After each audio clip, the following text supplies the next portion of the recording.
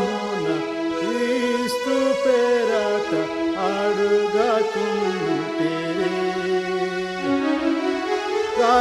కాలమున క్రీస్తు పేరట అడుగకుంటిరి.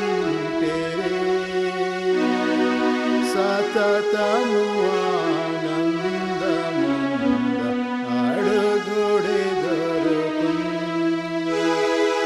సతతము ఆనందముంద అడుగుడి దొరుకును. నీతిమంతుల ప్రార్థన దేవుడు ఆలకించును. వారు కమల వృక్షము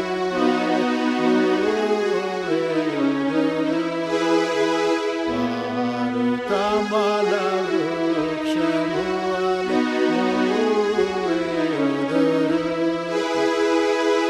యెహోవా కొరకు ఎదురు చూచి పొందుడి బలము. యెహోవా కొరకు ఎదురు చూచి పొందుడి బలము. ఇహమునందు పక్షిరాజు వారు పైకెగురుదురు. ఇహమునందు పక్షిరాజు వారు పైకెగురుదురు. నీతిమంతుల ప్రార్థన దేవుడు ఆలకించును. వారు కమల వృక్షము వారు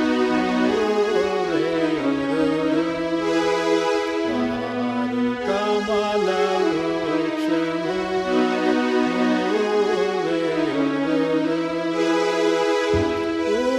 ఊహించలేనిది శక్యముగాని వైనట్టి క్రియలను. ఊహించలేనివి శక్యముగాని వైనట్టి క్రియలను. యెహోవా చేయ శక్తిమంతుడు అత్యధికముగా. యెహోవా చేయ శక్తిమంతుడు అత్యధికముగా. నీతిమంతుల ప్రార్థన దేవుడు ఆలకించును. వారు కమల వృక్షము వారు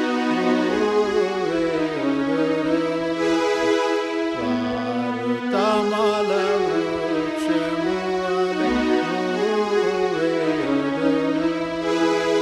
నిన్ను విడువ నిన్నడు నేడ బాయననే గదా. నిన్ను విడువ నిన్నడు నేడ బాయననే గదా.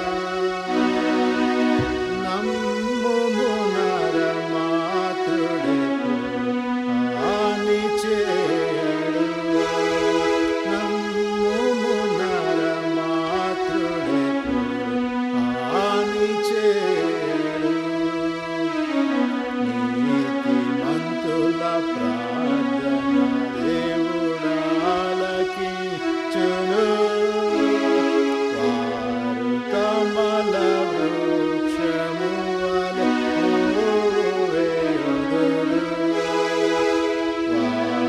కమల వృక్షము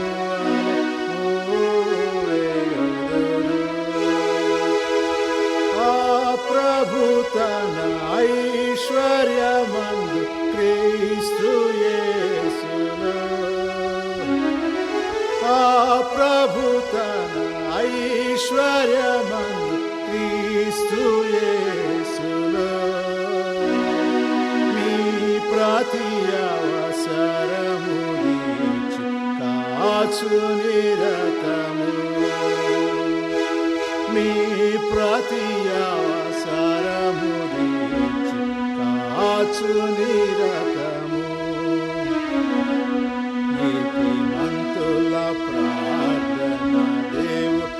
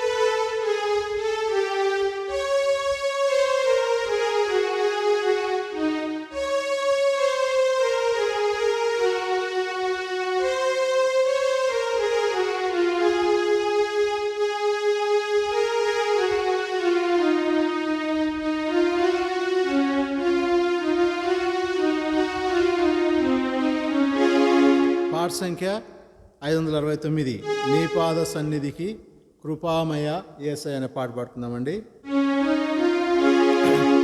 నీ పాద సన్నిధికి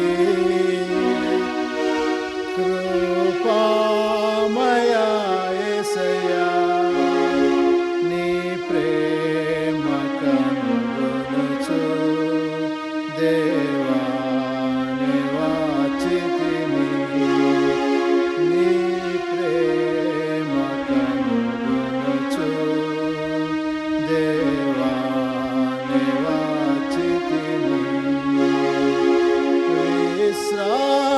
విశ్రాంతినిచ్చెడు దేవా శ్రమలెల్లదీర్చుమయా, విశ్రాంతినిచ్చెడు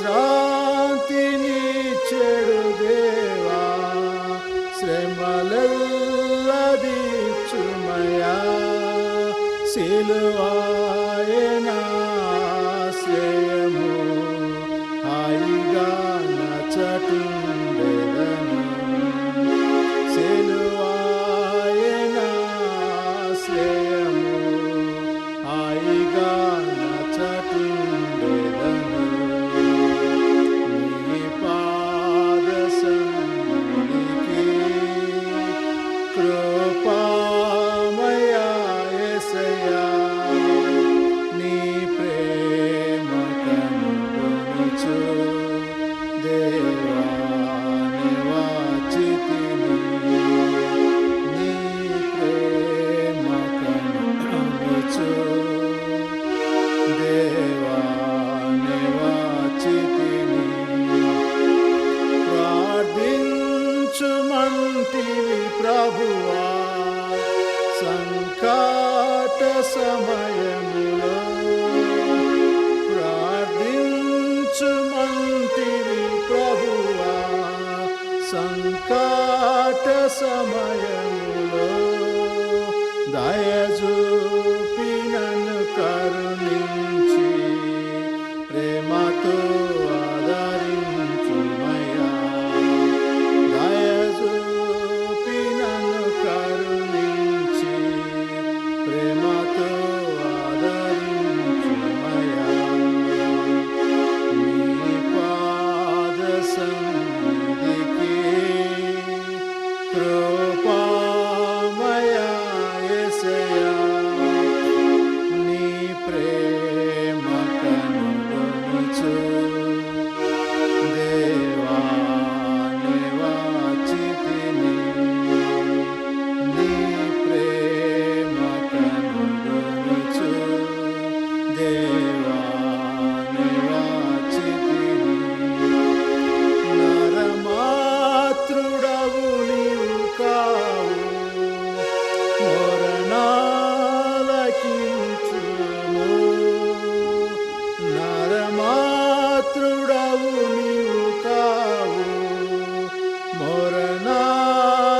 మొరనాలకించుము, మనసార ప్రార్థించుచు యేసుని దరి చేరెదను, మనసార ప్రార్థించుచు యేసుని దరి చేరెదను, నీ పాద సన్నిధికి కృపామయ యేసయ్య, నీ ప్రేమ కనుగొనుచు దేవా నివాచితిని, నీ ప్రేమ కనుగొనుచు దేవా నివాచితిని,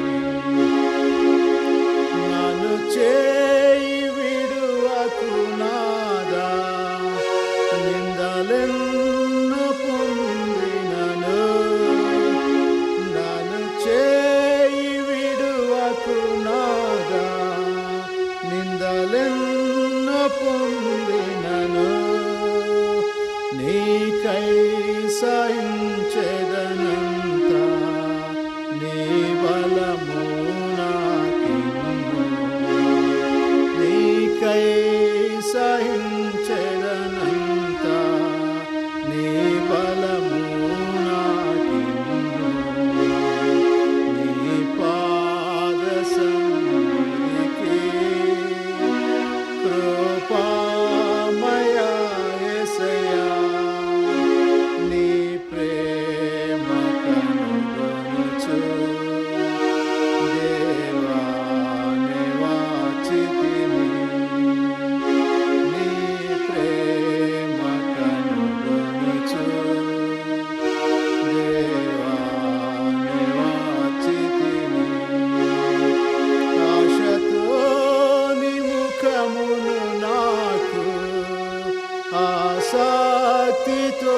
చూపు ఆశతో నీ ముఖమును నాకు ఆసక్తితో చూపు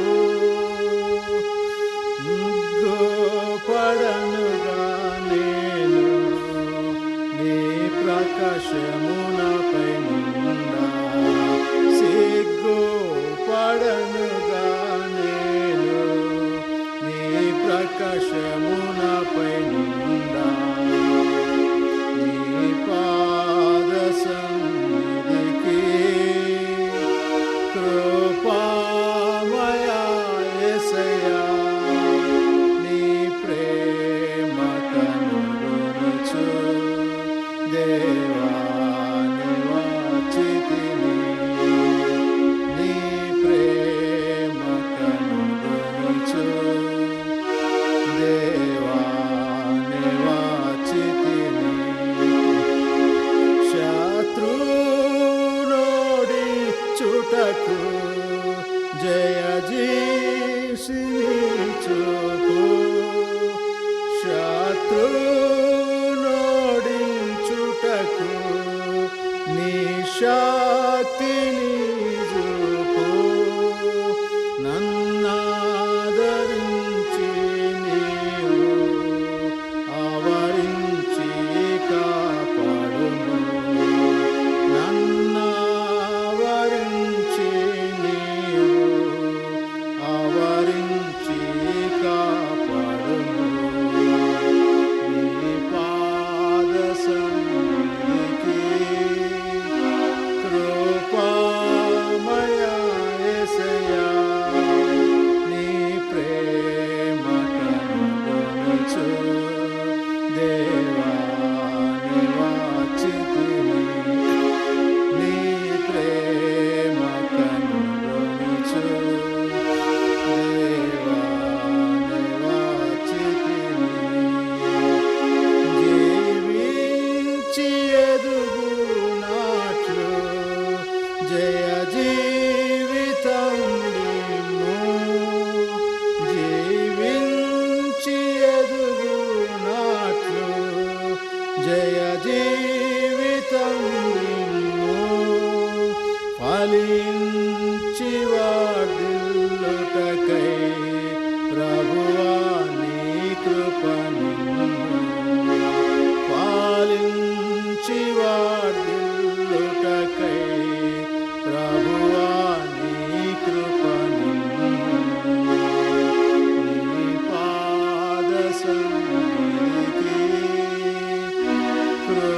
కృపామయా యేసయ్యా నీ ప్రేమ కనుగొనుచు దేవా నివాచితిని నీ ప్రేమ కనుగొనుచు దేవా నివాచితిని సియోను మూలరాయి అయ్యున్నవో ప్రభువా సియోను మూలరాయి అయ్యున్నవో ప్రభువా కలతాను చెందక నేను నీకై కనిపెట్టెదను కలతాను చెందక నేను నీకై కనిపెట్టెదను నీ పాద సన్నిధికి కృపామయా యేసయ్యా నీ ప్రేమ కనుగొనుచు దేవా నివాచితిని నీ ప్రేమ కనుగొనుచు దేవా నివాచితిని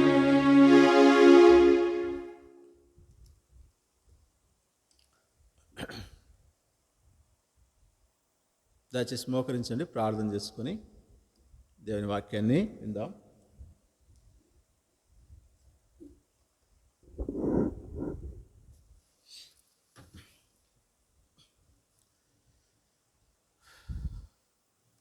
ప్రేమల దేవా, పరిశుద్ధుడైన తండ్రి, యేసుక్రీస్తు ప్రభునామమున మీ పాదములకు వందనం చెల్లించుకొంచున్నాం. ఇంతవరకు పాటల ద్వారా ప్రభా మా హృదయాలను మీరు సిద్ధపరిచినందుకై మీకు ఎంతో వందనాలు నాయనా.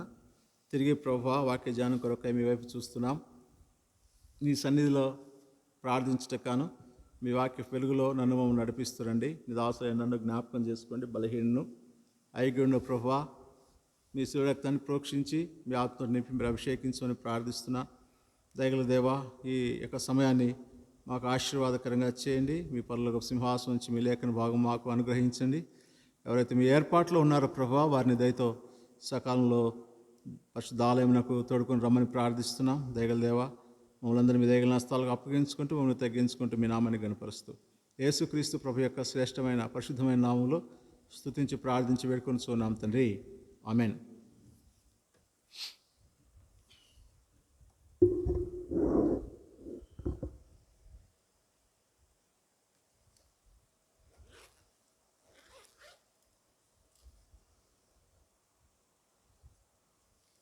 ఎఫ్ఎస్సి పత్రిక పరిశుద్ధ గ్రంథమైన బైబిల్ నుండి ఎఫ్ఎస్సి పత్రిక అపోస్తలుడైన పౌలు ఎఫ్ఎస్సీలకు రాసినటువంటి పత్రిక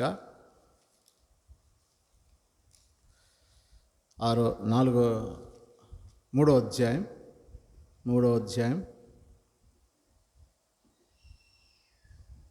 14, 15, 16 వచనాలను 17, 18 వచనం వరకు 19 వచనం వరకు మార్చి చదువుకుందాం. కలిసి చదువుకుందామండి. అందరం కలిసి చదువుకుందాం. ఎఫ్ఎస్సీలకు రాసిన పత్రిక 174వ పేజీ, కొత్త నిబంధన గ్రంథంలో 174వ పేజీ, 3వ అధ్యాయం 14 వచనం నుండి 19 వచనం వరకు చదువుకుందామండి. ఈ హేతువు చేత పరలోకమందును భూమి మీదను ఉన్న ప్రతి కుటుంబము ఏ తండ్రిని బట్టి కుటుంబం అని పిలువబడుచున్నదో ఆ తండ్రి ఎదుట నేను మోకాళ్ళుని, మీరు అంతరంగ పురుషుని యందు శక్తి కలిగి ఆయన ఆత్మ వలన బలపరచబడినట్లుగాను, క్రీస్తు మీ హృదయంలో విశ్వాసం ద్వారా నివసించినట్లుగాను తన మహిమైశ్వర్యం చొప్పున మీకు దయచేయవలననియు, మీరు దేవుని సంపూర్ణత యందు పూర్ణులగినట్లుగా ప్రేమ యందు వేరుపారి స్థిరపడి సమస్త పరిశుద్ధులతో కూడా దాన్ని వెడల్పు, పొడవు, లోతు, ఎత్తు ఎంతో గ్రహించుకుంటకును జ్ఞానమునకు మించిన క్రీస్తు ప్రేమను తెలుసుకుంటకును శక్తిగల వారు కావాలని ప్రార్థించుచూ ఉన్నాను. దయగల దేవుడు లేఖన భాగాన్ని దీవించునుగాక. అపోస్తలుడైన పౌలు భక్తుడు ఎఫెసీ ఉన్న సంఘానికి రాస్తూ ఈ మాటలు తెలియజేస్తూ ఉన్నాడు.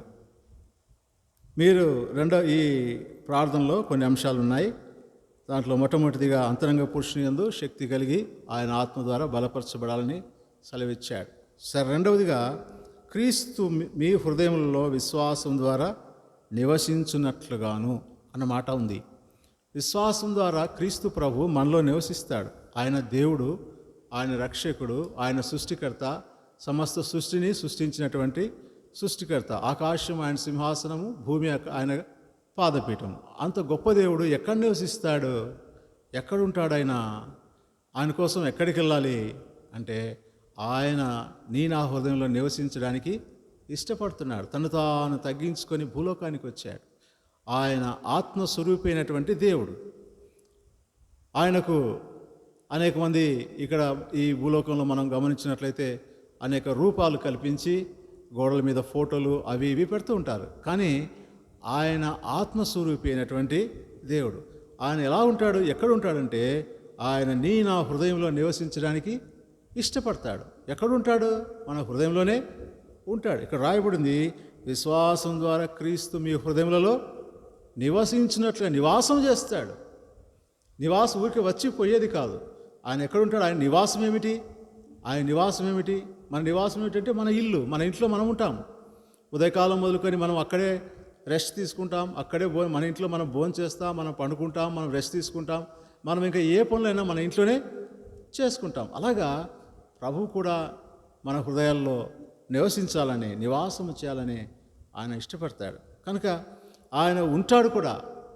ఆయన మన హృదయంలోకి వస్తాడు, మన హృదయంలో ఉంటాడు. ఎప్పుడైతే యేసు ప్రభువును సొంత రక్షకుడిగా అంగీకరిస్తామో, ప్రభువా నా హృదయంలోకి రా, నన్ను క్షమించు అని ఎప్పుడైతే రక్షణ పొందామో, ఎప్పుడైతే ఆయన స్వీకరించామో, మారుమనసు పొందామో, అప్పుడు ఆయన మన హృదయంలోకి వస్తాడు. చూద్దాం, గలతీ పత్రికలో ఆ మాట రాయబడింది. గలతీ పత్రిక 4వ అధ్యాయం 6వ వచనంలో, మరియు మీరు కుమారులైనందున నాయనా తండ్రి అని మొరపెట్టుతున్న కుమారుని ఆత్మను దేవుడు మన హృదయంలోనికి పంపెను. కనుక అబ్బా తండ్రి అని మొరపెట్టే ఆత్మ అనగా కుమారుని ఆత్మ మన హృదయంలో ఉన్నాడు. కుమారుడు అంటే ఎవరు?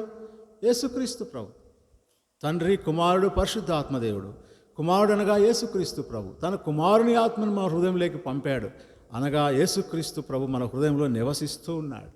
మనం నమ్మాలి. ఇది విశ్వాసం ద్వారా మనం నమ్మాల్సింది ఏంటంటే, ఆ సృష్టికర్త అయిన దేవుడు ఎక్కడున్నాడంటే ఆయన నా హృదయంలో ఉన్నాడు. ఆయన నీ హృదయంలో ఉన్నాడు. ఆయన నివాసం చేస్తూ ఉన్నాడు. నీ హృదయంలో ఆయన విశ్రాంతి తీసుకుంటున్నాడు.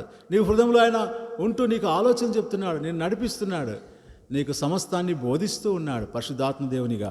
కనుక త్రిత్వముగా దేవుడు మన హృదయంలో ఉంటున్నాడు. పరిశుద్ధాత్మ దేవుడు మన హృదయంలో ఉంటున్నాడు. అదే కొరింథీ పత్రికలో ఆ మాట రాయబడింది. మొదటి కొరింథీ పత్రిక 6వ అధ్యాయంలో ఒక మాట రాయబడింది. 6వ అధ్యాయం 19-20 వచనాల్లో ఏమో రాయబడింది అంటే, మీ దేహము దేవుని వల్ల మీకు అనుగ్రహించబడి మీలో ఉన్న పరిశుద్ధాత్మకు ఆలయమైనదని మీరు ఎరగారు. పరిశుద్ధాత్మ దేవుడు మన హృదయంలో ఉంటున్నాడు. ప్రభువైన యేసుక్రీస్తు వారు మన హృదయంలో ఉంటున్నాడు. తండ్రి అయిన దేవుడు మన హృదయంలో ఉంటున్నాడు. కనుక త్రిత్వముగా ఆ దేవుడు మన హృదయంలో నివాసము చేస్తూ ఉన్నాడు. అది మనం నమ్మాలి. ఎప్పటి నుంచి నివాసం చేస్తున్నాడు అనగా, ఎప్పుడైతే మనము ప్రభువుని అంగీకరించామో, సొంత రక్షణగా అంగీకరించామో, ఆయన మన హృదయంలోకి ఆహ్వానించామో, ఆయన మన హృదయంలోకి వచ్చాడు. మన హృదయంలో నీ హృదయంలో దేవుడు నివసిస్తున్నాడు. ఆ మాట నువ్వు గుర్తించాలి. ఆయన ఎక్కడున్నాడు? ఆయన నా హృదయంలో ఉన్నాడు. ఎవరైనా? సృష్టికర్త, ఆయన శ్రీమంతుడు, ఆయన అద్వితీయుడు, ఆయన సర్వాధికారి, ఎవరూ సమీపించలేని తేజస్సులో అమరత్వంలో నివసించే గొప్ప దేవుడు. అంత గొప్ప దేవుడు ఎక్కడున్నాడు? నా హృదయంలో ఉన్నాడు. ఎంత ధన్యత దేవుడు నీకు నాకు అనుగ్రహించాడు. ఎంత అద్భుతమైనటువంటి ధన్యత ఆయన మనకు అనుగ్రహించాడు. కనుక ఆయన మన హృదయంలో ఉంటాడు, నివసిస్తాడు. ఇది సందేహం లేదు. దేవుని వాక్యం అలాగా సెలవిస్తుంది. కనుక అది మనం విశ్వాసం ద్వారా మనం ఆ మాట నమ్మాలి. అయితే దేవుడు మన హృదయంలో నివసిస్తాడు. ఆయన ఆత్మస్వరూపిగా నివసిస్తాడు. అంతేకాదు, కొన్నిసార్లు ఆయన దుఃఖపడతాడు. మన యొక్క క్రియలను బట్టి, మనం చేసేటువంటి పనులను బట్టి మనలో ఉన్నటువంటి ఆత్మదేవుడు దుఃఖపడతాడు. కొన్నిసార్లు సంతోషిస్తాడు, కొన్నిసార్లు విడిచి వెళ్ళిపోతాడు కూడా. మన దేహాన్ని విడిచి, ఆ నివాసాన్ని విడిచిపెట్టి వెళ్ళిపోతాడు కూడా. ఇదంతో ఆశ్చర్యంగా అనిపించవచ్చు. సరే, ఎవరి దగ్గర ఉంటాడు, ఎవరి దగ్గర దుఃఖపడతాడు, ఎవరిని విడిచి వెళ్ళిపోతాడు, కొన్ని విషయాలు మనం లేఖనం ఆధారంగా చూసుకుందాం. ఎవరి దగ్గర ఆయన ఉంటాడు అంటే, మొట్టమొదటిగా మనం గమనించినట్లయితే యోహాను సువార్త 14వ అధ్యాయం, యోహాను సువార్త 14వ అధ్యాయం 23వ వచనంలో ఒక మాట చదువుతాను, దయచేసి ఆలకించండి. యేసు, ఒకడు నన్ను ప్రేమించిన యెడల వాడు నా మాట గైకొనును, అప్పుడు నా తండ్రి వారిని ప్రేమించును, మేము వాని యొద్దకు వచ్చి వాని యొద్ద నివాసము చేతుము. త్రిత్వమైనటువంటి దేవుడు మన హృదయాల్లో నివాసం చేస్తాడు. ఎవరి హృదయంలో నివాసం చేస్తాడంటే, ప్రభు అంటున్నాడు, ఎవడు నన్ను ప్రేమిస్తాడో, ఎవడు నా మాట వింటాడో, ఎవడు నా ఆజ్ఞలు గైకొంటాడో వాడు నన్ను ప్రేమించినట్లు. ఎవడు నన్ను ప్రేమిస్తాడో తండ్రి వాణ్ణి ప్రేమిస్తాడు. కనుక మేము ఆయన హృదయంలో నివాసం చేస్తాం, అతని హృదయంలో నివాసం చేస్తాం. కనుక దేవుడు మన హృదయంలో నిలిచి ఉండాలంటే, దేవుడు మన హృదయంలో నివాసం చేయాలంటే మనం చేయాల్సింది ఏంటంటే, మనం ఆయన ఆజ్ఞలను గాయకునే వాళ్ళంగా ఉండాలి. ఆయన మనకు బోధిస్తాడు, ఆయన బోధ మనకిచ్చాడు, ఆయన ఆజ్ఞలు మనకిచ్చాడు. వాటిని గాయకుంటూ ఉంటుంది ద్వారా ఆయన మనం ప్రేమించిన వారం అవుతాం. ఆయన మనం ప్రేమిస్తే ఆయన మనలో ఉంటాడు. ఆయనను దుఃఖపెడితే, ఆయన బాధ పెడితే, ఆయన విసర్జిస్తే ఆయన దుఃఖపడతాడు. ఇంకా ఎక్కువైతే గిన ఆయన మన హృదయంలోంచి వెళ్ళిపోతాడు కూడా. ఆ విషయాలు కూడా తర్వాత చూద్దాం. కనుక మనం మొట్టమొదటిగా దేవుడు మన హృదయంలో నివసించడానికి మనం ఆయన ప్రేమించాలి. ఆయన ప్రేమించాలంటే ఆయన ఆజ్ఞలను మనము గైకొనే వాళ్ళంగా ఉండాలి. ఎప్పుడు గైకొంటాం? అవి మనకు ఇష్టమైనప్పుడు. కొన్నిసార్లు ఇష్టంగా ఉండవు. ఇష్టమైతే గైకొంటాం. ఆయన ఆజ్ఞలు, కొన్ని ఆజ్ఞలు ఆయనకి మనకి ఇష్టమైనవైతే, మనకు లాభాన్ని చేకూర్చేటివైతే, మనకు శారీరక ఆనందాన్ని కలిగించేటివైతే అట్లా ఉండవు దేవుని మాటలు. ఒకవేళ అట్లాగా మనకు ఎవరైనా బోధిస్తే వాటిని ఇష్టపడి గైకొంటాం. అయితే మనకు కొంచెం కష్టంగా అనిపించేటటువంటి మాటలు, దేవుని మాటలు, అవి మనకు ఇంపతంగా ఉండవు. వాటిని వినడానికి కూడా ఇష్టపడ్డాం, కొన్నిసార్లు వాటిని అంగీకరించడానికి ఇష్టపడం, వాటిని అసలు గైకొనం. అలాంటప్పుడు దేవుడు మనలో సంతోషిస్తాడా? దేవుడు మన హృదయంలో నివాసం చేస్తాడా? చేయలేడు. ఆయనకు అనుకూలమైనటువంటి వాతావరణం మన హృదయంలో ఉండదు. ఆయన ఒకటి చేస్తే చెప్తే మనం ఒకటి చేస్తాం. ఉదాహరణకు ఆయన మందిరానికి పో అంటే మన శరీరం ఏం చెప్తుంది? టీవీ దగ్గర కూర్చో, లేకపోతే సెల్లు పట్టుకొని కూర్చో, ఉదయకాలం నుంచి సాయంత్రం పని వేచినాం కదా, చల్లగా నిద్రపో, లేదా పిల్లలతో గడుపు కాలం, ఇలాగా మనకు తప్పుడు బోధిస్తుంది. దేవునితో నివాసము, దేవుని సన్నిధిని ప్రేమించుట, దేవుని ఆజ్ఞలు గైకొనుట, అటువంటి వాటికి మనల్ని దూరం చేస్తుంది. అప్పుడు మనలో ఉన్నటువంటి ఆత్మదేవుడు దుఃఖపడతాడు. మనం ఆయన ఆజ్ఞలను గైకొన్నట్లు కాదు, మనం ఆయన ఆజ్ఞలను విస్మరించినట్లే, త్రోసిపుచ్చినట్లే. అలా త్రోసిపుస్తూ ఉన్నప్పుడు ఎలాగా దేవుడు మనకు సహాయం చేయగలుగుతాడు? ఉదాహరణ కూడా మనం ఏదైనా ఒక స్నేహితుడు అనుకోండి, మంచి స్నేహితుడు ఏదైనా మాట చెప్తూ ఉంటాడు, వాడు చెప్పిన మాట ప్రతి మాట మనం త్రోసిపుస్తాం. కాదని ఉంటామనుకోండి, ఎంతకాలం మనతో స్నేహం చేస్తాడో? ఉంటాడా? ఉండడు. కొంతకాలం చూస్తాడు, ఇంకొంతకాలం చూస్తాడు. వీనికి ఎంత చెప్పినా కూడా ఇంతే, వీడు మాట వినడు, వీడు మూర్ఖుడు, వీడు అలాగని మనల్ని విడిచిపెట్టిపోతాడు. కనుక దేవాది దేవుడు ఎంతో శాంతము కలిగినటువంటి దేవుడు, సహనం కలిగినటువంటి దేవుడు. ఆయన మనల్ని సహిస్తూ ఉన్నాడు, భరిస్తూ ఉన్నాడు. ఆయన మనల్ని ఇంకా ప్రేమిస్తూనే ఉన్నాడు. అయితే మనం ఆయన్ని ప్రేమిస్తే ప్రభు మనల్ని నివాసం చేస్తాడు. మనం ఆయన్ని ప్రేమిస్తే ఏమవుతుంది? చూడండి, సామెతల గ్రంథం చాలా మాటలు ఉన్నాయి. కొన్ని మాటలు ప్రార్థన కూడిక కనుక కొన్ని తలంపులు తీసుకొని మనం ప్రార్థనలో ప్రవేశిస్తాం. సామెతల గ్రంథం 8వ అధ్యాయం, సామెతల గ్రంథం 8వ అధ్యాయం 17వ వచనం. నన్ను ప్రేమించు వారిని నేను ప్రేమించుచున్నాను, నన్ను జాగ్రత్తగా వెదుకువారు నన్ను కనుగొందురు. ఐశ్వర్య ఘనతను స్థిరమైన కలిమియు నీతియు నా యొద్ద ఉన్నవి. మేలిమి బంగారము కంటే అపరంజి కంటేను నా వలన కలుగు ఫలము మంచిది. ప్రశస్తమైన వెండి కంటే నా వలన కలుగు వచ్చుబడి దొడ్డది. దేవుడు మన హృదయంలో నివసిస్తే, మనం ఆయన్ను ప్రేమిస్తే ఆయన మనల్ని ప్రేమిస్తాడు. చూడండి, ఇక్కడ ఆ మాట రాయబడింది, నన్ను ప్రేమించువాని నేను ప్రేమించున్నా, నేను వాళ్ళలో నివసిస్తాను. నేను ఎలా ఉన్నాను? నా దగ్గర ఏముంది? నా దగ్గర ఏముందంటే ప్రభు దగ్గర ఏముందంట? ప్రభు దగ్గర ఏముందంట? ఐశ్వర్యం. ఏముందంట? ఐశ్వర్యము, ఘనత, స్థిరమైన కలిమి, నీతి, ఇవన్నీ ప్రభు దగ్గర ఉన్నాయి. ఆయన మన దగ్గర ఉంటే, ఆయన మనవాడైతే ఇవన్నీ కూడా మనవే. అవన్నీ నా మాటలు కాదు, లేఖన భాగం. మేలిమి బంగారము కంటే అపరంజి కంటే నా వలన కలుగు ఫలము మంచిది. బంగారం కంటే, మేలిమి బంగారం కంటే కూడా ఆయన మనలో ఉన్నప్పుడు ఆయన ద్వారా మనకు కలిగేటటువంటి ఆ ఫలము ఇంకా ఎంతో గొప్పది అని లేఖనం సెలవిస్తుంది. ప్రశస్తమైన వెండి కంటే కూడా ఆయన వలన కలుగు వచ్చుబడి దొడ్డది కనుక ఇంకా గొప్పది. కనుక ఆయనను ప్రేమించడం ద్వారా ఆయన మనలో నివసిస్తాడు. ఆయన మనలో నివసించడం ద్వారా ఇవన్నీ కూడా మనం పొందగలుగుతాం. రెండవదిగా ఎవరిలో ఇంకా ఆయన నివసిస్తాడంటే యెషయా గ్రంథం 57వ అధ్యాయం, యెషయా గ్రంథం 57వ అధ్యాయం 15వ వచనంలో మనం గమనించినట్లయితే, మహాగణుడు మహోన్నతుడు పరిశుద్ధుడు నిత్య నివాసి అయిన వాడు ఇలాగ సెలవిస్తున్నాడు, నేను మహోన్నతమైన పరిశుద్ధ స్థలంలో నివసించేవాడను.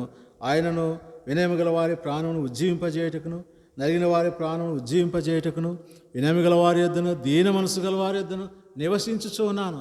ఎవరి దగ్గర ప్రభు నివసిస్తాడు? ఎవరి దగ్గర నివసిస్తాడంటే ఎవరైతే వినయం కలిగి ఉంటారో, ఎవరైతే దీన మనసు కలిగి ఉంటారో, తను తాను తగ్గించుకొని ఆయన సన్నిధిలో కనబడుతూ ఉంటారో అటువంటి వారిని దేవుడు దర్శిస్తాడు. అటువంటి వారిలో నివసిస్తాడు కూడా. ఎవరైతే గర్వం ఉంటుందో, ఎవరైతే అహంకారం ఉంటుందో వారి దగ్గర ప్రభు ఉండలేడు. కారణం ఏమిటంటే ఈ గర్వపు మనస్సు, అహంకారమైనటువంటి మనస్సు అది అపవాదికి సంబంధించింది. ఆనాడు లూసిఫర్ ఆ యొక్క గర్వం ద్వారానే, ఆ యొక్క అహంకారం ద్వారానే దేవుని కంటే తన సింహాసనం హెచ్చించుకుంటానటువంటి ఆ ఆలోచన తనలో పుట్టిన కారణంగా అక్కడి నుంచి పాతాళానికి త్రోసివేయబడ్డాడు. అయ్యో, భయంకరమైనటువంటి పరిస్థితి. కనుక ఎప్పుడైతే నాశనమునకు ముందు గర్వము నడుచును, పడిపోవటకు ముందు అహంకారమైనటువంటి మనసు నడుస్తుంది. కనుక అలాగ గర్వము అన్నది, అహంకారం అన్నది మనలో నుండి తీసివేయబడాలి. ఏముంది మనలో? ఈ శరీరం చచ్చిపోతే ఈ ఆత్మ ఈ శరీరాన్ని వదిలిపోతే ఇందులో ఉన్న ఏది కూడా పనికిరాదు. ఈ శరీరం పనికిరాదు. మట్టికి మట్టి, దుమ్ముకు దుమ్ము, ధూళికి ధూళి అయిపోతుంది. ఎంత అందమైన, ఎంత ఘనత అయినా, ఎంత సౌందర్యమైనా, ఎంత ఆస్తి అయినా, ఎంత హోదా ఉన్నా, ఎంత పలుకుబడి ఉన్నా ఇవన్నీ కూడా ఎందుకు కూడా పనికిరావు. కనుక మనం గమనించినట్లయితే ఎప్పుడైతే మనం దేవుని సన్నిధిలో దీన మనస్సులుగా ఉంటామో, ఎప్పుడైతే మనం తగ్గించుకుని ఉంటామో, ఆయన మనలో నివాసం చేస్తాడు. ఆయన మనలో నివాసం చేసి మనల్ని ఏం చేస్తాడు అంటే, మొదటి పేతురు పత్రిక 5వ అధ్యాయం 6వ వచనంలో ఉంది. మనందరూ తెలిసినటువంటి లేఖన భాగమే. తగిన సమయమందు ఆయన మిమ్మల్ని హెచ్చించినట్లు ఆయన బలిష్టమైన చేతి కింద దీన మనస్సులై ఉండు. దీన మనస్కులై ఉండు. కనుక దీన మనస్సు మనం ఎప్పుడైతే కలిగి ఉంటామో తగిన సమయం వస్తుంది, ఒకానొక సమయం వస్తుంది. ఆ సమయంలో దేవుడే మనల్ని పైకి అలా హెచ్చిస్తాడు. దేవుడు మనల్ని పైకి ఉన్నతమైన స్థితికి దేవుడు హెచ్చిస్తాడు. దేవుడు హెచ్చిస్తే తగ్గించేవాడు ఎవడు ఉండడు. మనకే మనం హెచ్చించుకుంటే ఎవరో ఒకరు మనం తగ్గిస్తారు. అయితే మన దేవుడు మనల్ని హెచ్చించి ఆ స్థానంలో కూర్చోబెడితే మనల్ని తగ్గించేవాడు ఎవడు ఉండడు. కనుక మనల్ని మనం ఆయన సన్నిధిలో తగ్గించుకోవడం ద్వారా, సుంకరితను తాను దేవుని సన్నిధిలో తగ్గించుకున్నాడు, నీతిమంతుడుగా తీర్చబడ్డాడు. పరిసయ్యుడు తను తాను హెచ్చించుకున్నాడు, ఆయన నీతిమంతుడుగా తీర్చబడలేదు. కనుక మనం గమనించినట్లయితే మనం తగ్గించుకోవడం ద్వారా దేవుని సన్నిధిలో మనం నీతిమంతులుగా తీర్చబడతాం. అంతేకాదు, దేవుడు తగిన సమయంలో మనల్ని హెచ్చిస్తాడు, ఉన్నతమైన స్థితిలోకి మనల్ని తీసుకొస్తాడు. అది రెండవదిగా. మూడవదిగా 2 కొరింథీ పత్రిక 6వ అధ్యాయం 18వ వచనంలో ఒక మాట చూద్దాం. 2 కొరింథీ పత్రిక 6వ అధ్యాయం 18వ వచనం. మనము జీవము గల దేవుని ఆలయమై ఉన్నాము, అందుకు దేవుడు ఇలాగ సెలవిచ్చున్నాడు, నేను వారిలో నివసించి సంచరింతును, నేను వారి దేవుడిని అయిందును, వారు నా ప్రజల అయిందును అందరూ. కావున మీరు వారి మధ్య నుండి బయలువెళ్ళి ప్రత్యేకముగా ఉండుడి. ప్రత్యేకమైన జీవితం ఎవరైతే జీవిస్తారో వారిలో ప్రభువు నివసించగలుగుతాడు. లోకంలో నుండి, పాపములో నుండి, శాపములో నుండి వేరై ప్రత్యేకమైనటువంటి జీవితం, ఆయన కొరకై ప్రత్యేకమైన జీవితం, ముద్రించబడిన వారంగా, ప్రతిష్ఠించబడిన వారంగా లోకంలో మనము ఆయన కొరకై ఎప్పుడైతే జీవిస్తామో అప్పుడు ఆయన మనలో నివసిస్తాడు. మనం కలిసిపోతే, మనం రాజీ పడిపోతే, మనం ప్రత్యేకతను చాటలేకపోతే మనం ఆయన మనలో ఉన్నాడన్న సంగతి ప్రజలు గుర్తించలేరు. కనుక ప్రభు కూడా మనలో ఉన్న విషయాన్ని ప్రజలు గుర్తించాలని ప్రభు కూడా కోరుతున్నాడు. కనుక అందుకొరకై మనం ప్రత్యేకమైనటువంటి జీవితం, అపవాది నుంచి వేరుపడినటువంటి జీవితం, పాపమును విడిచిపెట్టినటువంటి జీవితం, దోషములు సరిచేయబడినటువంటి జీవితం, మెట్టుకు లోకముతో పోల్చినప్పుడు వీరు ప్రత్యేకమైన జనాంగము అన్నటువంటి గుర్తింపు. అందుకే పరిశుద్ధాత్మ దేవుడు నిన్నను ముద్రించాడు. వీరు నా సొత్తు అన్నారు. మనం ప్రభు సొత్తుగా చేయబడినాం, ప్రభు సొత్తుగా కనబడాలి ఈ లోకంలో. కనుక అలాగే ఎప్పుడైతే కనబడతామో, ప్రత్యేకించబడతామో అప్పుడు ప్రభుకి ఏమవుతుంది? మహిమ కలుగుతుంది, ప్రభువుకు ఘనత కలుగుతుంది. వారితో పాటు లోకంతో మనం కలిసి తిని త్రాగి దొల్లుతూ ఈ విధంగా కలిసిపోయి ఉన్నప్పుడు మన వలన ప్రభుకి ఎటువంటి ఘనత కలగదు. వారు దేవుని ప్రజలు, వారికి మనకు తేడా ఏముంది, అంతా ఒకటే అన్నటువంటి సూక్తి ప్రజల్లో ఏర్పడుతుంది. మనలో ప్రత్యేకత ఉన్నప్పుడు మన ద్వారా దేవుడు మహిమపరచబడతాడు, మనం దేవుని ఘనపరిచిన వారం అవుతాం. కనుక ఎప్పుడైతే మనం దేవుని ఘనపరుస్తామో ఆయన మనల్ని ఏం చేస్తాడు? ఘనపరుస్తాడు. సమూయేలు గ్రంథం, మొదటి సమూయేలు గ్రంథంలో 2వ అధ్యాయం 30వ వచనంలో అనుకుంటాను ఆ మాట రాయబడి, నన్ను ఘనపరచు వారిని నేను ఘనపరచను. ప్రభు మనల్ని ఘనపరుస్తాడు, ఒక ఉన్నతమైన స్థితికి మనల్ని తీసుకొస్తాడు ఎప్పుడు మనం ప్రత్యేకమైన జీవితాన్ని కలిగి ఉన్నప్పుడు. కనుక ఈ విషయాలు మనం గమనించినప్పుడు దేవుడు మన హృదయంలో నివసిస్తాడు. ఎవరి హృదయంలో ఆయన నివసిస్తాడు అంటే, ఎవరైతే దీన మనసు కలిగి ఉంటారో, ఎవరైతే వినయము కలిగి ఉంటారో వారి హృదయంలో నివసిస్తాడు. తగిన సమయంలో వారిని ఉన్నతమైన స్థితికి హెచ్చిస్తాడు. తర్వాత ఇంకొక విషయాన్ని మనం గమనించినట్లయితే, ఎవరైతే ఆయన్ను ప్రేమిస్తారో, ఆయన ఆజ్ఞలు గైకొంటారో వారిలో ఆయన నివసిస్తాడు. స్థిరమైన కలిమి, ఘనత, ఐశ్వర్యము అవన్నీ కూడా దేవుడు వారికి అనుగ్రహించేవాడుగా ఉంటాడు. ఎవరైతే తాము ప్రత్యేకపరచుకొని ప్రభు కొరకై జీవిస్తూ వస్తారో అటువంటి వారిలో ప్రభు నివసిస్తాడు. ఇంకా వారిని దేవుడు ఘనపరిచేవాడుగా ఉంటాడు. కనుక ఇవన్నీ దేవుని ద్వారా మనం పొందేటటువంటి ఆశీర్వాదాలు, దీవెనలు. అయితే కొన్నిసార్లు ప్రభు మనలో ఉన్నటువంటి ప్రభువు కొన్నిసార్లు దుఃఖపడతాడు. ఎఫెసీ పత్రిక 4వ అధ్యాయం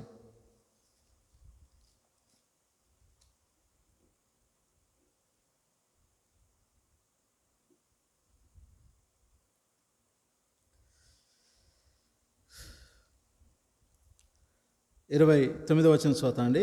వినువానికి మేలు కలిగినట్లు అవసరం బట్టి క్షేమాభివృద్ధికరమైన అనుకూల వచనమే పలుకుడి, కానీ దుర్భాష ఏదైనాను మీ నోట రానియకుడి.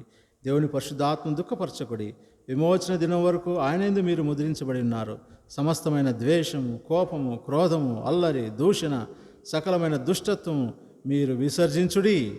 ఒకని ఎడల ఒకరు దయగలిగి కరుణాహృదయులై దేవుడు క్రీస్తునందు దేవుడు మిమ్మల్ని క్షమించిన ప్రకారం మీరును ఒకరినొకరు క్షమించు. అటువంటి జీవితం మనం కలిగి ఉండాలి. అలాగా క్రోధము, కోపము ఇవన్నీ మన హృదయంలో నివాసం చేసినప్పుడు ప్రభు ఆత్మ, మనలో ఉన్నటువంటి ప్రభు ఆయన దుఃఖపడతాడు, ఆయన బాధపడతాడు. అయ్యో, ఇతన్ని నేను రక్షించింది, ఇతని కోసమా నేను కలవరిశిలో బలి అయింది, ఇతని కోసమా నేను కోడా దెబ్బలు తినింది, ఇతని కోసమా ఆ ఎర్రటి ఎండలో ఆ యొక్క గొలతా కొండ మీదకి ఆ సిలువ మ్రాణను మోసుకువెళ్ళింది. అయ్యో, ఇతని కోసము విలువైనటువంటి రక్తాన్ని కార్చింది, ఇతని కోసమా అని ప్రభు ఆత్మ, మనలో ఉన్నటువంటి ప్రభు ఆత్మ ఏం చేస్తాడు? దుఃఖపడతాడు, బాధపడతాడు. కనుక ప్రభు మనలో బాధపడటం ద్వారా మనం ఎటువంటి ఆశీర్వాదాన్ని పొందలేం, ఎటువంటి మేలు పొందలేం. ఒకవేళ క్రైస్తవుడుగా, దేవుని బిడ్డలుగా నేను చెప్పుకోవచ్చు, కానీ మనలో ఉన్నటువంటి ఈ పరిస్థితులన్నీ ఇక్కడ రాయబడింది. అపవాదికి చోటీయకుడి. ఇంకేమంటున్నాడు? అవసరమైన బట్టి క్షేమాభివృద్ధికరమైన అనుకూల వచ్చిన పలుకులు, కానీ దుర్భాష ఏది మీ నోట రాకూడదు. ఇంకా ఏమంటున్నాడు? మొట్టమొదటి 25వ వచనంలో, ఒకరితో ఒకడు ప్రతివాడు తన పొరుగువానితో సత్యమే మాట్లాడాలి. ఎవరు అబద్ధము? సత్యమే మాట్లాడండి, అబద్ధం చెప్పద్దు. కోపడి కానీ పాపం చేయొద్దు. కనుక ఇటువంటి కోపము, క్రోధము ఇవన్నీ కూడా మీరు విడిచిపెట్టండి.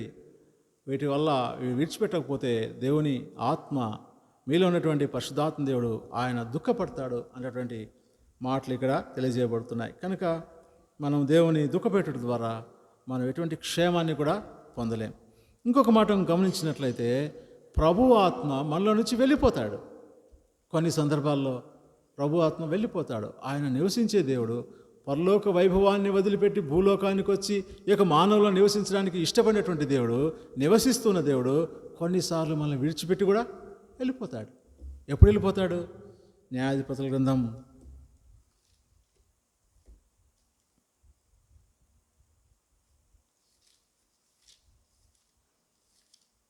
16వ అధ్యాయం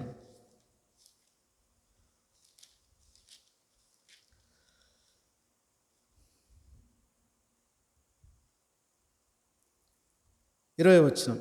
ఆమె, సంసోను, ఫిలిష్తీయులు నీ మీద పడుచున్నారనగా అతడు నిద్ర మేలుకొని, ఎప్పటి ఎట్లు నేను బయలుదేరి విడజిమ్ముకుందని అనుకున్నాను, అయితే యెహోవా తనని ఎడబాసినని అతనికి తెలియలేదు. ఈ వ్యక్తి సంసోను అన్నటువంటి వ్యక్తి ఆయన నాజీరు చేయబడినటువంటి వాడు. మంగళ కత్తి ఆయన వెంట్రుకలు కత్తిరించడం ద్వారా ఆయన బలవంతైపోతుంది. అది ఆయన బలంలో ఉన్నటువంటి, ఆయన నాజీరులో ఉన్నటువంటి రహస్యం. అయితే ఆ విషయం తనకు తెలుసు అయినప్పటికీ కూడా తను ఆ విషయాన్ని వెల్లడిపరిచి దేవుడి ఆత్మ తనను వదిలిపోయేదానికి తను కారణమైపోయాడు. ఎందుకు అలాగా చెప్పాల్సి వచ్చింది అంటే, తను దెలీలాతో స్నేహించాడు, దెలీలాతో లోకాంతో స్నేహించాడు, లోకాన్ని ప్రేమించాడు, ఆ వలలో చిక్కుకున్నాడు. దేవుని ఆత్మ కలిగిన వాడే, దేవుని ద్వారా ఎన్నో బలమైన కార్యములు చేసిన వాడే. అయితే ఈ లోకం ద్వారా ఆకర్షించబడి లోకపు వలలో చిక్కుకున్నాడు. అందులో నుంచి బయటికి రాలేటువంటి పరిస్థితి, విసిగించబడుతున్నాడు. దినదినము విసిగించబడుతూ ఇక బ్రతకడం ఎందుకు అన్నటువంటి స్థితికి వచ్చేసాడు. ఎంత విచారకరమైనటువంటి విషయం. కనుక అలాగా తను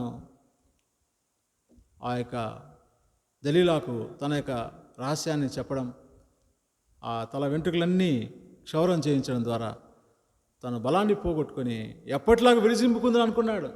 సంసోను ఈ దెలీలా చూడండి, లోకం ఎలాగ మనల్ని మోసం చేస్తుందో, ఎలాగ నష్టపరుస్తుందో అంతా తను చేయవలసిందంతా చేసి తిరిగి అంటుంది, సంసోను ఫిలిస్తీన్లు వస్తున్నా లే అంటుంది. సరే అని ఎప్పటిలాగా విడిజిమ్ముకుందని అనుకున్నాడు, జుట్టు ఇలాగా అనుకున్నాడు. ఎక్కడుంది? తన బలమంతా పోయింది. దేవుడు తను వదిలిపెట్టి వెళ్ళిపోయాడు.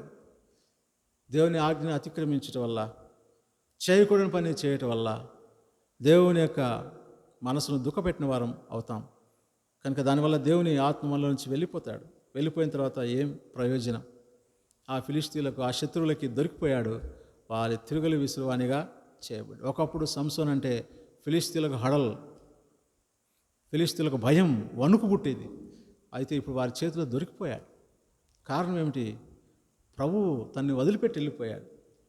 దేవుడు తనలో ఉన్నప్పుడు ఎంత బలము, ఎంత బలము, ఎంత బలము గలవాడు. తాళ్ళు తలుగులు అన్నీ ఇట్లా అంటే పటపట తునిగిపోయేటి, అంత బలం ఉండేటువంటి వాడు. ఎప్పుడైతే ప్రభు ఆత్మ తనను వదిలిపెట్టి వెళ్ళిపోయిందో ఎంత బలహీనుడైపోయాడు, ఎంత బలహీనుడైపోయాడు. కారణం ఏమిటి? మనం కూడా ప్రభు మనలో ఉన్నప్పుడు మనం బలవంతులుగా ఉంటాం. ప్రభు మనల్ని విడిచిపెట్టిపోతే, ప్రభు ఆత్మను వదిలిపెట్టిపోతే మన గతి కూడా అంతే. అనుకుంటాం, భ్రమపడతాం, ఇంకా ప్రభు నాలో ఉన్నాడు, ఇంకా నేను గొప్పవాడిని, నేను అది ఇది అని అనుకోవచ్చు. అయితే ప్రభు ఆత్మను విడిచిపెట్టిపోతాం. ఎప్పుడైతే లోకాన్ని ప్రేమిస్తాము, లోకపు వలలో ఇరుక్కుంటాము, ఆ పాపంలో ఇరుక్కుపోతాము, అప్పుడు దేవుని ఆత్మ మనల్ని విడిచిపెట్టి వెళ్తాడు. కనుక అయితే సమూయేలు ఉన్నాడు. సమూయేలు కూడా నాజీరు చేయబడిన వాడే. అయితే చివరి వరకు తన యొక్క నాజీరుని కాపాడుకున్నాడు. తల క్షవరం చేయించలేదు. తను ఎంతో కాపాడుకుంటూ వచ్చాడు. ఆయన ప్రవక్తగా, అధిపతిగా, రాజ్య పరిపాలన రాసినటువంటి వ్యక్తిగా, ఎన్నో అద్భుతాలు చేసినటువంటి ఎంతో గొప్పవాడుగా దేవుని సన్నిధిలో చివరి వరకు తాను ఉండగలిగాడు. కనుక దేవుడు మనకు అనుగ్రహించినటువంటి ఆ యొక్క నాజీరు, ఆ యొక్క ప్రతిష్టతను నేను కాపాడుకోవాలి. మన మనసును అణుచుకోవాలి. లోకమలను ఆకర్షించినప్పుడు, లోకములను పురుగొల్పినప్పుడు, ఆకర్షించినప్పుడు మనం ఆశపడకూడదు. మన మనసును మనము అణుచుకోవాలి. తన మనసును ప్రాకారం లేక పాడైపోయిన పురమేనంతో తన మనసును అణుచుకోలేనివాడు అంతే. ఒక పట్టణము ప్రాకారం లేకపోతే ఎలా పాడైపోతుంది? అన్ని దాంట్లో దొరుకుతాయి. కాంపౌండ్ వాల్ లేదనుకోండి, ఇంటికి కాంపౌండ్ వాల్ లేకపోతే ఏదైనా భద్రంగా ఉండగలుగుతుందా? ఏది ఉండదు. పందులు వచ్చినా వస్తాయి, కుక్కలు వచ్చినా వస్తాయి, గాడిదలు వచ్చినా వస్తాయి, ఏమొచ్చినా కూడా నేరుగా వచ్చేస్తాయి. అట్లా చుట్టూ ఒక కాంపౌండ్ వాల్ ఉందనుకోండి, అప్పుడు ఏది కూడా లోపలికి రాలేదు. కనుక మన మనసు కూడా మనం చుట్టూ ఒక కంచె వేసుకోవాలి.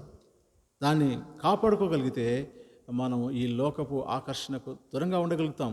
ఇలా ఆకర్షించినప్పటికీ అవన్నీ మన హృదయంలోకి, మనలోకి అవి వచ్చేదానికి అవకాశము ఉండదు. కనుక ప్రార్థన ద్వారా మనం కంచె వేసుకోవాలి.